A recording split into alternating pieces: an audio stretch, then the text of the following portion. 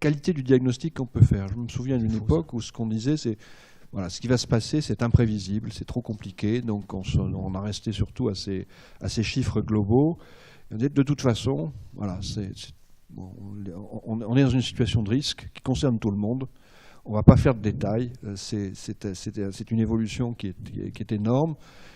C'est un petit peu ce type de discours qui a porté les premières vagues de négociations, enfin qui a fait semblant de le porter en tout cas, sur le fait que tout le monde devait agir, tout le monde doit être concerné de la même manière parce que les risques sont les mêmes partout. Alors, on a toujours une incertitude sur la localisation de ce qui va se passer, mais je crois que ce qui s'est affiné au fil du temps, c'est la capacité au moins à dessiner des zones de risque. Il y a des régions objectivement plus vulnérables que d'autres au changement climatique.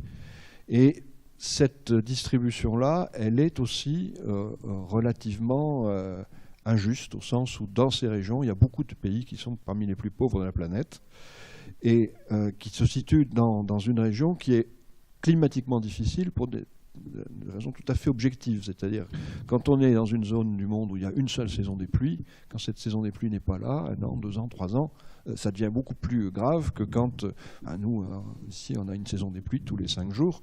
S'il en manque quelques-unes, ça peut être un peu moins grave. Donc, il y a des raisons objectives qui font qu'effectivement, on se rend compte de plus en plus que les problèmes climatiques sont distribués de manière très inhomogène. Alors, ça a conduit au niveau international à cette revendication de fonds verts. C'est-à-dire, qu'est-ce qu'on fait pour s'adapter à cette situation-là? On va lever une sorte d'impôt sur les pays pour aider les plus pauvres à se développer et à s'adapter préventivement à ce qui va se produire. Et c'est là que le problème d'être très précis sur les risques, pour ce qu'on peut en dire, est quelque chose qui redevient essentiel. Parce que si on veut aider si on veut avoir une certaine justice entre des pays qui vont être plus affectés et moins affectés, il faut aussi se donner les outils de faire ça de manière crédible. Tout ce qu'on va faire quand on essaie d'aider des pays à s'adapter à des dangers qui vont venir, c'est d'anticiper au mieux qu'on peut ce qui va se passer, de donner une certaine crédibilité au risque, et puis de donner aussi un prix à ce risque, qui n'est pas une prévision, mais qui est un risque. Et de faire ça aussi en évitant des phénomènes de corruption, par exemple. Si on donne de l'argent à tel ou tel dictateur et puis lui trouve qu'il a une idée bien précise de ce que c'est que le risque et qu'il sait à qui il va confier l'argent pour y remédier, on ne facilite pas non plus les choses. Donc on est dans un domaine où effectivement ces enjeux-là sont présents et il est important, capital de ne pas les caricaturer. Parce que si on les caricature, on fait quelque chose qui est pire que le...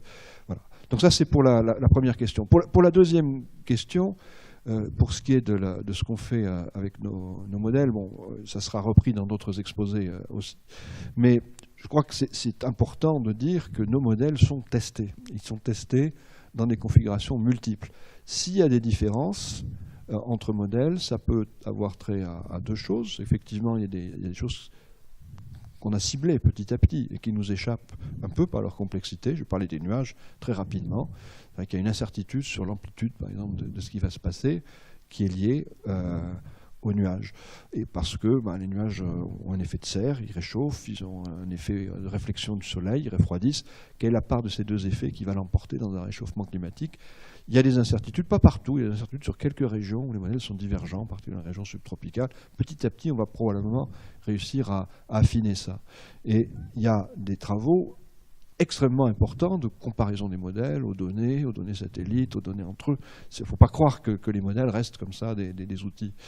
Il y a une deuxième forme d'incertitude qui est liée au fait que le monde n'est pas nécessairement entièrement prévisible. Il y a du chaos, il y a des aléas, c'est ce que j'ai essayé aussi de dire un petit peu rapidement, c'est que le monde n'est pas entièrement prévisible. Il faut s'habituer à l'idée, et cette idée, elle est commune dans d'autres disciplines. On accepte parfaitement d'un sismologue qui nous dise, voilà, il va y avoir un séisme en Californie, on ne sait pas où, on ne sait pas quand, mais il faut équiper les immeubles de systèmes antisismiques.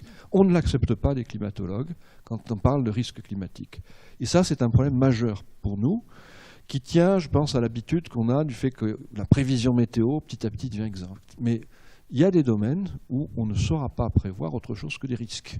Et ce n'est pas pour ça qu'il faut dire que ces risques-là sont sans objet, sans utilité. Il faudra s'adapter à ces risques parce que ce sont de vrais risques. Ce n'est pas parce qu'on ne sait pas les prévoir que c'est pas d'abord parce qu'on est mauvais. Il y a des risques qui sont tout simplement parce que la nature est imprévisible. Elle ne sait pas encore ce qu'elle va faire.